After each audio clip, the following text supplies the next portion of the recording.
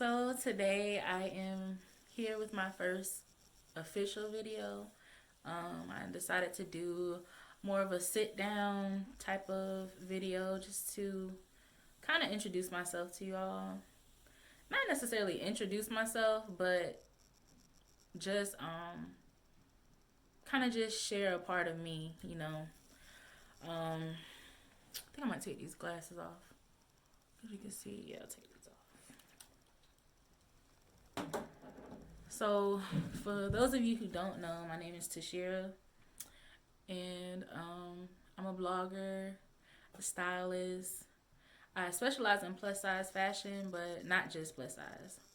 I also sing. I'm the praise and worship leader at my church, and I love God.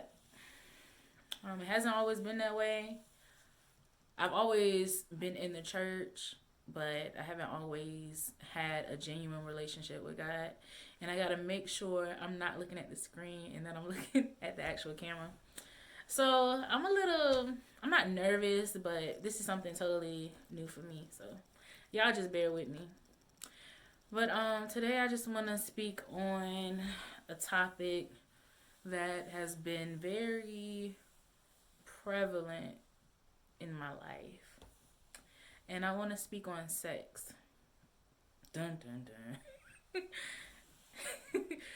But I can remember my earliest encounter as far as anything sexual was at the age of 7. I was molested by a family member from the age of 7 to the age of 9. It wasn't every day, but it was often, It wasn't every day though, but so yeah, that's when I was first kind of introduced to sex. And like I said, he molested me. I wasn't raped, thank God, but definitely molested me. And I remember I began to have like certain urges, certain feelings about like within my body that I didn't understand.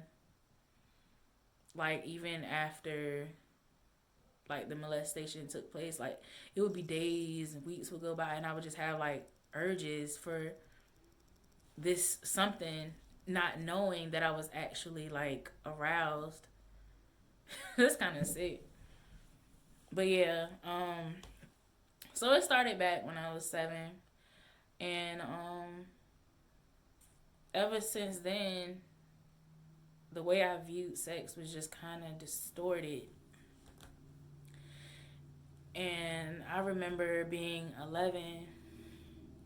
We finally got cable. Growing up, I never had cable, but I was 11 years old,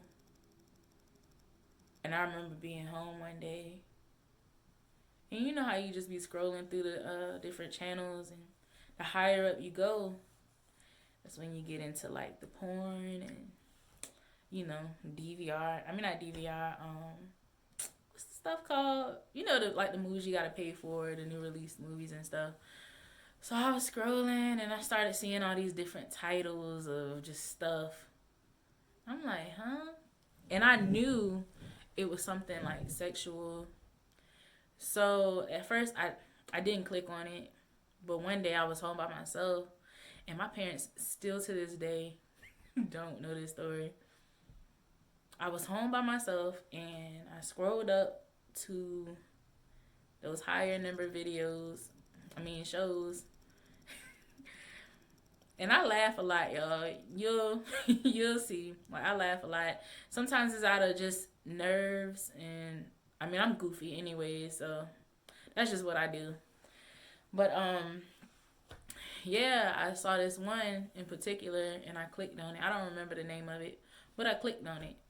So I clicked on it, and I believe it said something about, it was like a parental type thing on it, like a password. But I already knew the passwords. All the passwords are the same. So something just told me to try this password, and it worked. So started watching it. I can't believe I'm telling this. So in the video, it's like a room full of women, and they just dancing. It's like they're in a circle, and they're dancing, and like one by one they would get up and they would just start like taking their clothes off and just doing stuff. And as it went on, they began to actually do like sexual acts. So at this point, I'm just like, whoa, but I'm intrigued because I've never seen. This is my first time ever watching porn. So at this point, I'm like intrigued, like wow. At the same time, I'm intrigued. I'm getting kind of tingly, and I'm like, what's going on? Like, there's that feeling again. Like, so after that day, I didn't watch the whole thing. I watched a few minutes of it. Then I just turned it off. Went to another channel. And that was the beginning of my porn addiction that day. And I remember my parents got the cable bill, and it had all these charges on it. And I would always deny it. Like, they never suspected me that I know of. Like, if anything, they probably suspected my older brother. But see, the times it was being watched, a lot of it was being watched, they assumed we were still in school or my brother was at work, because my brother's 5 years older than me. So I think he was working at like 16. So they would think like nobody was really home to watch it. But some of those days, as soon as I got home from school, that's the first thing I did. Besides give me something to eat. Yeah, I will make me something to eat and turn it on. And turn it on, man. It's crazy, yo. They still think, they thought somebody was tapping into our phone lines, which I'm sure it happens, but they were convinced that somebody was tapping into our phone lines and watching porn and charging us. And that happened with 2 cable companies. I don't know if they was just being naive, love y'all, you know what I'm saying? Or if they really felt that way. Because you definitely wouldn't suspect a 11-year-old girl to be watching porn. I mean, I don't know. Yeah, maybe a boy, but 11, 12, like, yeah, I don't know. Yeah, man, I remember we got, that's when we ended up getting, like, broadband cable. I think that's the one you had to use, like, it was, like, dial something. I don't know. The kind that you take the phone line and you plug it into the computer to use the internet. We had that. It was free, and we was using it. Like, we had, like, a free trial or something. So on that jank, boy, I don't even know how I discovered porn sites. I guess maybe I just was typing in stuff and seeing what popped up. And I ended up giving the computer a virus numerous times, to the point I don't even think the computer ever really worked the same anymore. Yeah, that was the beginning. That was what started me watching porn constantly. And I did not realize that I was ever really addicted until I tried to stop. And once I began to find God, like really have a relationship with God, and I began to look back on just some of my ways and just how I really looked at it's a piece of lint flying, and how I looked at sex, like since a baby almost. I'm gonna try not to cry. I promise you I'm not gonna cry. Since I was little, it was always distorted. And so yeah, once I began to actually self-reflect and rid myself and let God rid me of traumas, things that I thought I would never get over, I really began to sit back and evaluate just my actions. And so I haven't watched porn in about 3.5 years. And I remember just saying, all right, Cheryl, you know this wrong. You're not going to watch no porn. But even after that, of course I was masturbating. While I was watching, I would watch it like 4 or 5 times a day. Sometimes I would start my day off. I can't believe. Sometimes I would start my day off watching porn in my night, watching porn, watching a few, and it began to get to a point that it was like not enough. Regular porn wasn't enough, so I started watching some wild stuff just to get off. Yep, just to get off. They say you overcome by the blood of the Lamb and by the word of your testimony. So that's why I am doing this video. Because this is something I never thought I would share with anybody. The only person I've ever shared this with is my best friend, Precious. She know. And she just found out this year. Like really found out this year, the beginning of this year. Like some of the stuff I would do, I would use objects. Man, I would use objects to masturbate at times. Just crazy, man. It's just crazy, yo. But yeah. So once I stopped watching porn, about 3.5 years ago, God took away the desire, and I'm so thankful for it. I have no desire at all to watch it. But I have here and there struggled with masturbation to this day. And I pray to God every night to like take away just like the lustfulness in me. Because I understand, like, I know me watching porn gives me an unrealistic idea of sex. And the thing is, I'm a virgin. I used to lie so much about being a virgin. I used to tell people I done did some wild stuff. Ain't did nothing. Ain't did nothing with nobody. Well, hadn't did nothing with nobody until about 2.5 years ago. I did something that was totally outside of my morals, my values, and I beat myself up over it. That was the only man I did anything with, and we did stuff, but we didn't go all the way. If that makes sense. You can read between the lines. Shoot. But yeah, like it was hard for me to forgive myself. To this day, sometimes I still struggle with forgiving myself. But I realized that God forgave me a long time ago. When I asked God for forgiveness on that day, He forgave me. So why is it that I struggle with forgiving myself? It's like I feel at times that I'm not worthy of forgiveness because of what I did. And honestly, I've always searched for that love because after being molested, and I've talked about this somewhat in my blog, it definitely changed my view of relationships with men. Like, I began to shut off. Like, I remember walking around the house, it was like 90-some degrees in the house.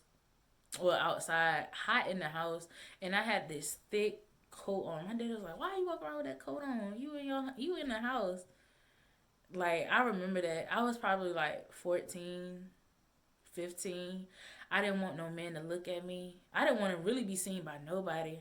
And I know back then, I was at my heaviest weight. In 7th grade, I was 328 pounds. I will never forget that number. I began to eat so I would have like a shield almost. Like, being big, being fat was my shield. And now I've been working on losing weight. I lost 85 pounds so far, gained some of it back, and now I'm back on it. So, but the more I like rid my trauma, like mentally, like God rid it, it's like the weight is coming off. It's coming off. And part of me is afraid at times of like, my security blanket has always been my weight. Whether I said it or not. Like, I felt like I wasn't worthy because I was fat. Nobody would want to look at me because I'm fat. And that wasn't the case. Like, was I the person that everybody wanted to date? No.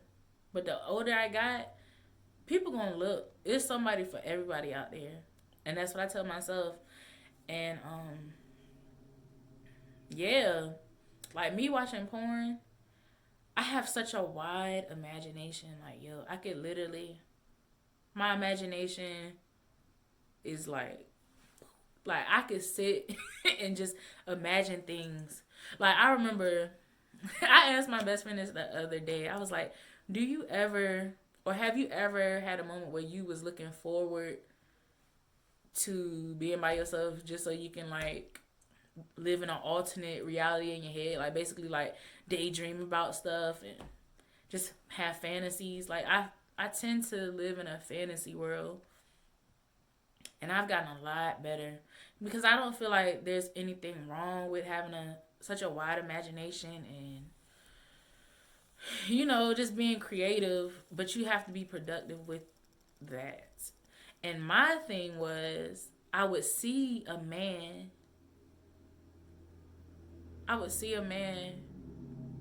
shoot when I was younger, or a girl. Yeah. At one point, I struggled. It wasn't a true struggle, but I did like this one girl, and I knew it was wrong. And I'm so thankful to God that He delivered me from that. For real, because I have no desire for a woman. I mean, I'm not judging nobody that do.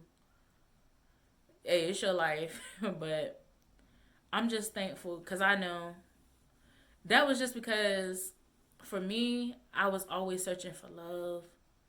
And the older I got after being molested, it's like, that's what I was saying. I'm sorry, y'all. I tend to, like, my thoughts a mile a minute. But after being molested, it kind of made me push away my dad and my brother. So I was yearning for that male love, affection, attention. Because my family, we're not the type to say, oh, I love you, hug each other, kiss each other. Like, we have different ways of showing it. Like, my mom is not the type to be like, oh, I love you, baby, come give me a hug. But she'll do things that lets me know that she loves me. You know what I'm saying? Like, everybody has their own way of loving, I guess. Yeah. But I needed that physical. I needed to hear it. I needed to feel it. And now, because my love language is words of affirmation and quality time, and also physical touch. But that was like at the bottom. But I feel like we need all areas of the your love language. You know what I'm saying? Like, I want it all, but when I took the quiz, that's what it said. But it's just like, man, I started searching for it in just different men. Some dogs. Ain't hitting on nothing. I mean, I ain't judging nobody, but it is what it is. Like, just lack of motivation, confidence. No type of relationship with God, out here wilding, selling drugs, doing drugs. Man, I had a friend that I was dating. We didn't date long at all. He was about 9 years older than me. This was when I was in high school. I want to say his name. I'll say his name, Brielle. And that was my dog. That was my dog. But we didn't date that long. But we was always best friends. Always on the phone every night. And he definitely wanted to be with me, but nah. We was just better off as friends. So he ended up moving back to Florida a few years back. Probably about 5 years ago. 4 or 5 years ago. Back to Jacksonville. And throughout that time, we would have our moments where we talked every night. It was always like we just picked back up where we left off.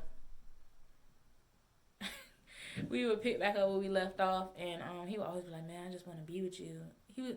I remember one of the last conversations we had was that if we could be together, he would move back. But it's like, yo, you literally live in a trap house. I can't be with nobody that's in that lifestyle. I love you, but I can't be with you. I can't. I couldn't. And I loved him, and I know he loved me. He always said, "Man, you bring out my soft side." Like I had him listening to Trey songs. I'm talking about Trey songs with the cornrows. You know what I'm saying? Back in the day, when Trey was like the man, and he was like, "You always just bring out my soft side." And I remember my last conversation. I'm the type I want attention at times, and I knew that came from, like I said earlier, like not having that attention from men. So I love the fact that he wanted me, but I didn't want him. It was like kind of like a game, for real, for real. Like I loved him, and I always wanted him to do, like, he was talented. He could draw. He was supposed to be going to barber school, but he just was always caught up in the wrong crowd. Just couldn't, get out of that lifestyle. And so we ended up having a slight argument. Well, not really us. Like, he was in the car with his girl, and we was on video chat, on Messenger video chat. So he was like, "Yeah, you about to go on a date." Whole time he on the phone with me in the car with the girl. So I said something. I don't know what I said, but I knew I said it out of me just being petty. Like, I said something about her or directed to her because I knew she could hear me. She was driving. And so next thing you know, we getting into it. And he hang up the phone. And so now we messaging. She's actually messaging me on his messenger. And I know it was her because she was trying to speak for him, but I know how Bree talk. Like, Bree, I'm telling you, Bree would, and this is not me being cocky, but I know for a fact, he done told me numerous times. I even said it on the phone. If I said I wanted to be with him today, he would drop everybody and be with me. But I didn't want him.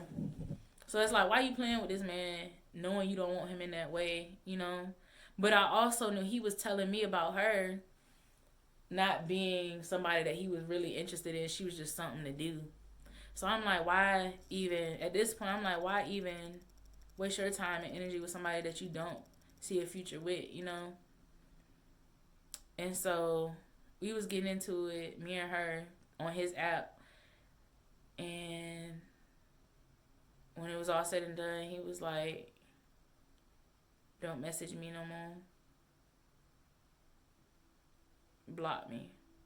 That was about 3 years ago. Yeah, about 3 years ago. So I found out last year in June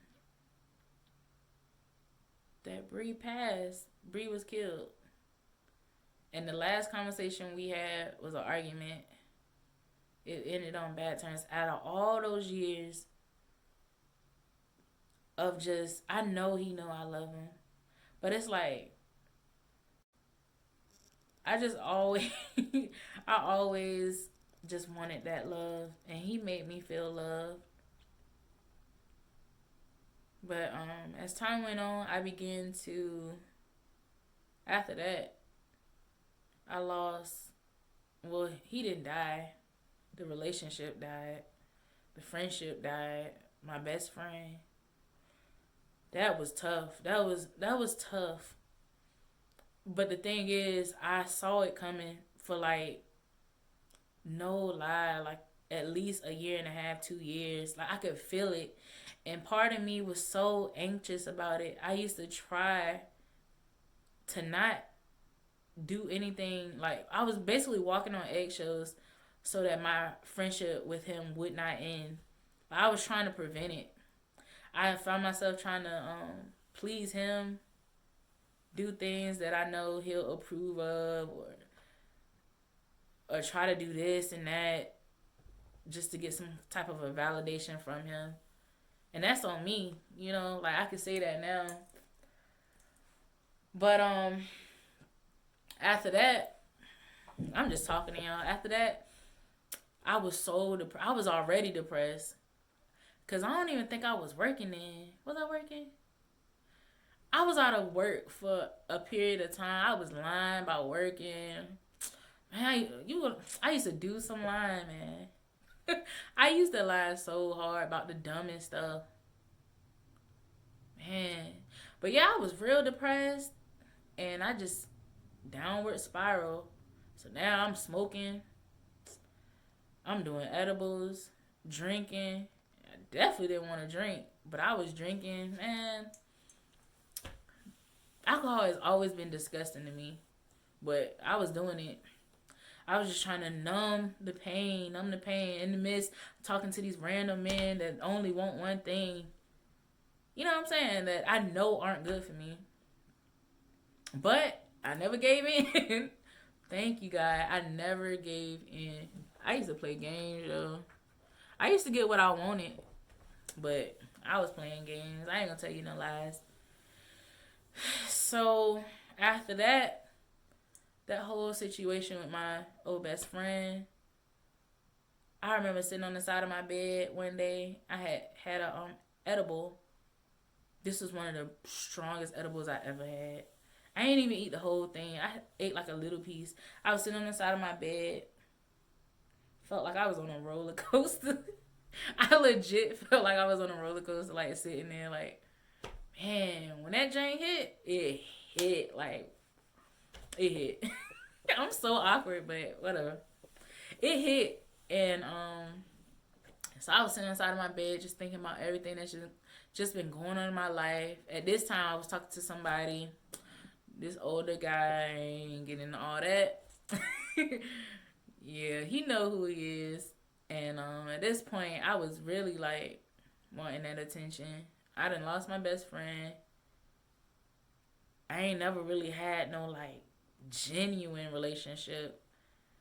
My relationship with my dad and my brother are cool, but strained because of what I went through when I was younger. So I felt uncomfortable to even be sitting in a room with my dad alone and just have a conversation. It was never times like, oh, I just go in his room or go sit on the couch beside him and just talk. Now it is. I'm telling you, God is so faithful, man. I remember praying about it so hard. So hard. Like, just mend my relationship with my family. Make it to the point, like, I don't feel awkward. I don't feel like I can't talk to them. Let us feel the love. You know what I'm saying? Like, be there for each other. And God has made a way, yo. God is faithful. And I love him. But, yeah, so I'm sitting on the side of my bed, bawling my eyes out. I mean, like that. I'm in it. Just releasing everything, God. I ain't got no job. I lost my brother. You know what I'm saying? Like, my best friend, my dog. Like, I don't know what to do, God. I ain't got nowhere else to go. I don't even know if you listening to me for real. I don't know. But I don't have nothing left to lose. You know what I'm saying? What I got to lose by talking to you and just pouring my heart out. Because if it's true,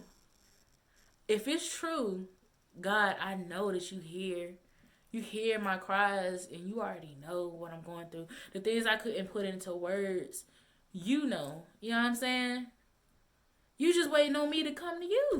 So that night, in the midst of me hysterically crying, man, I'm bent over like, I'm up in it. You know what I'm saying? I felt this rush of peace just come. I cannot describe it.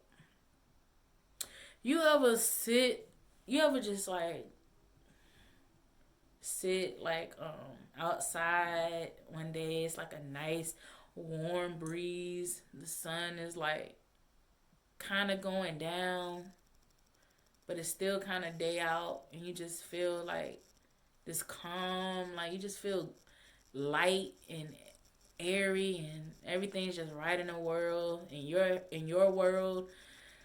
you don't really have nothing bad going on. Like, you're not worried about nothing at that point. And you just feel so amazing. Like, you just sitting there. And it's like, wow, this is a beautiful moment. Or, like, I love sitting at the park. Like, going out on the pier. Walking the trail. Like, it's so peaceful to be in nature. It is. I felt that type of peace in the midst of that. And that's when I knew God was real. And that day, I was pleading with God, like, if you take this away, you help me through this, I will serve you. I will do whatever it is you want me to do. Say whatever it is you want me to say. Go wherever it is you want me to go. Be whoever it is, God, you have called me to be. And I had my mishaps that I'll probably get into in some other videos. It ain't been no easy journey. It hasn't. But I can say 2.5 years later, now on this day, God is amazing, yo. God has changed me, changed my life around. I get it. I hear all the time from people that knew me, that knew old me. They be like, man, you done changed. I see so much growth in you, and I love it. I'm not doing it for applause. I'm letting God do it through me. You know what I'm saying? Like, and when God is really using you, it's evident. You can tell when a person's really being used by God. You know what I'm saying? Like, I remember at one point I had got into New Age religion and they didn't even realize it. Like, I began to, back when I was in that mishap phase, like at this point I was already establishing a relationship with God, but I was still in between. You know what I'm saying? Like, I'm still talking to this guy I ain't got no business talking to. We making plans. And I'm still frustrated. I'm not where I want to be at in life. I'm smoking constantly, all the time. I mean, I had never smoked so much. I remember one day I smoked 6 blunts in a day. I ain't had no job. I was coming out of it though. Coming out of it. And I forgot what I was about to say. Hold on. I was coming out of it. Yeah. And I had started getting into like manifestation. I was reading this book called The Secret. That is basically like you do this different stuff each day and kind of sort of getting into crystals. And I was actually looking towards like tarot cards. Something I said I would never do. I knew I should not be into. I was getting into that stuff because at this point I was frustrated with God. I'm like, yo, I need something to shake now. I need to take this into my own hands. Like, you taking too long, God. That's basically what I was saying to God. Like, I had gotten frustrated. I was getting frustrated. But glory be to God. I remember one night at Bible study, my dad, well, my second dad, my best friend's dad, he was speaking on, I believe, psychics. And he was just talking about all of that type of stuff. And when I say I was so bothered with what he was saying that night, even though I knew what he was saying was right, I was irritated with him. That's when I knew that God had a calling on my life. God is going to use me, because the devil would not be trying to pull me away from God so hard if that wasn't so. You know what I'm saying? Like, if I wasn't going to be used by God how he wants to use me, I would not be getting attacked as much as I am. I wouldn't be trying to get pulled away from God as much as I have been. Messing with men and looking for love in all the wrong places. Ruining my own self-esteem. Not loving myself. You know what I'm saying? It wouldn't be so if God wasn't going to use all of that so that he could get the glory. No lie, man. I done been in situations I literally could have got killed. I could have got killed, yo. And God protected me and my best friend. I'm telling you, we got some stories, y'all. That's one person I know, Precious. God sent her into my life to do his will. Like, God has been getting the glory through our relationship the whole time. We have grown so much in Christ together at the same. It's so crazy. Like, we was both going through it at the same time. And I'll get into that another day with her. But, man, I'm so thankful for her. I know that's heaven sent. God sent her. We needed each other. We need each other. That's one relationship. Things have tried to come between us, but it's never broken us. Ever. Never, ever. And I'm so thankful. And I started rambling too, because this video was supposed to be about just my addiction to pornography and masturbation. But when I start talking about one thing, my mind just keeps going. And I'm just thankful to God. Like, this is my testimony. That's probably going to be the title of this video. So, yeah. But, yeah, I'll be back to do a lot of different types of videos. Like I said, I am a stylist, you know. I'm chilling today, though. But, so I'll be having, like, some lookbooks and get ready with me's and more story time, sit down videos, because I love to talk to people and I love for people to talk to me. I love to listen to people. I love to help people through their problems, which is why I'm called the style therapist. I love to style. I love styling people. In therapy, people love talking to me. They say they can talk to me like they've never been able to talk to somebody before. I don't know what it is about you. I'm not bragging or boasting, because I know it's God. God is going to use that to draw men and women to him. You know what I'm saying? He's going to use me to draw men and women to him. So that's why I'm sharing this. I mean, I don't know. Whoever sees it, who's ever meant to watch it, they're going to watch it. But if you enjoyed this video, if I helped you with anything, or, yeah, like, comment, subscribe, share it if you want. Give me some feedback, you know. It's always appreciated. Also, follow my social media links. I'm on Instagram at Sheera, SHEER _A_. It's basically Sheera, just broken up. Okay. But yeah, follow me. I ain't gonna give y'all my Facebook. You know, it's a little personal. But yeah. Till next time, y'all.